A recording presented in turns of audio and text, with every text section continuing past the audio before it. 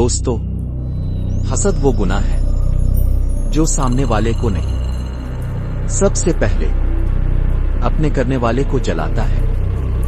ये कहानी है एक ऐसे शख्स की जो किसी की खुशी बर्दाश्त ना कर सका।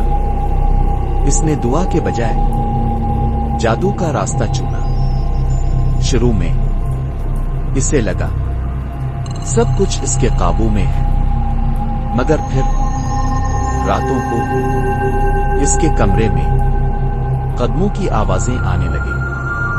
आईने में वो खुद को देखता तो साया पीछे खड़ा होता, मुस्कुरा रहा होता। एक रात इसने साफ सुना, हसद वापस आ गया है।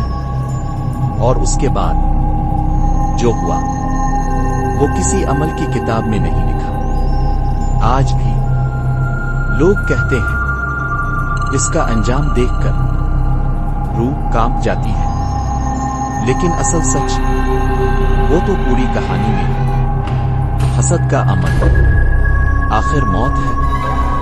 पूरी कहानी देखने के लिए लिंक डिस्क्रिप्शन में मौजूद है।